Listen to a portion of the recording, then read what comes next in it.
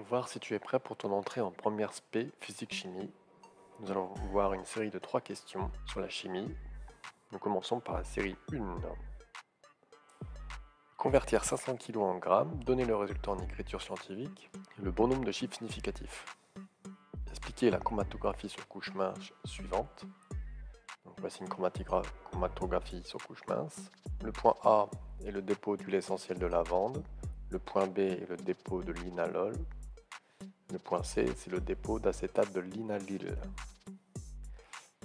Question 3. Dans la notation suivante, que signifie le C, le 6 et le 12?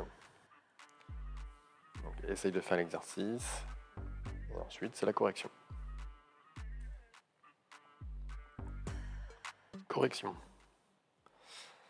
500 kg, c'est égal à 500 fois 10 puissance 3 grammes. Donc le K dans kilo veut dire 10 puissance 3. Et du coup, on écrit en écriture scientifique, je décale ma virgule de 500, je décale 2 fois à gauche, donc je vais passer en 10 puissance 2. 10 puissance 2 avec le 10 puissance 3, ça passe en 10 puissance 5. Donc ma chromatographie sur couche mince pour la question 2, on voit que l'huile essentielle contient 3 molécules puisqu'il y a 3 tâches. Elle contient du linalol, puisque la tâche est en face de la tâche du linalol, et de l'acétate de linalyle, les deux tâches sont face à face, et une troisième molécule ici, mais non déterminée dans cette chromato. Alors question 3, le C veut dire atome de carbone, le 6 est égal à 6 protons qui veut dire 6 charges positives, le 12 est égal à 12 nucléons, et je rappelle que les nucléons c'est l'addition des protons et des neutrons. Donc ici, puisqu'on sait qu'on a 6 protons, on en déduit forcément qu'il y a 6 neutrons. Alors si tu n'as pas réussi à faire les 3 questions, ce n'est pas grave, tu peux essayer de les refaire dans une semaine ou dans un autre jour pour voir si tu sais les refaire.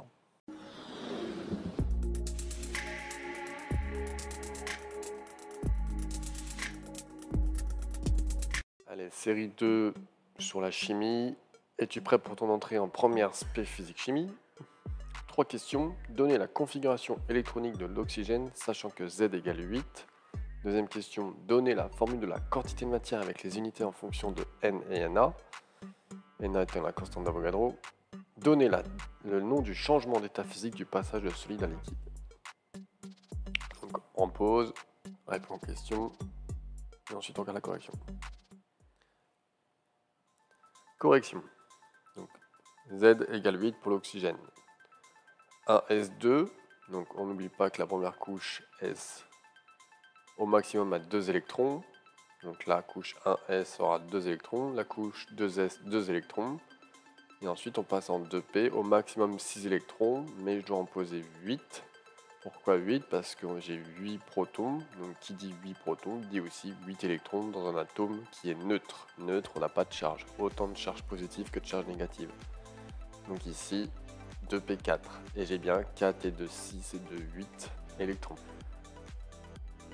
Petit n égale à grand N sur Na, formule à connaître, petit n en mol, grand N c'est le nombre d'entités, donc ça peut être le nombre d'entités, c'est-à-dire le nombre de molécules, le nombre d'atomes, le nombre de quelque chose,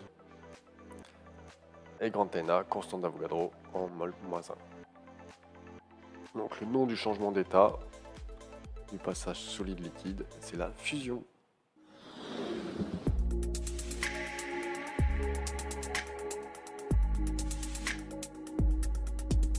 Série 3 sur la chimie, es-tu prêt pour ton entrée en première spé physique-chimie? 3 questions. Écrire la réaction suivante avec les bons coefficients stoichiométriques. Donc il y a une réaction chimique et il faut l'équilibrer. Deuxième question, expliquer la notion de réactif limitant.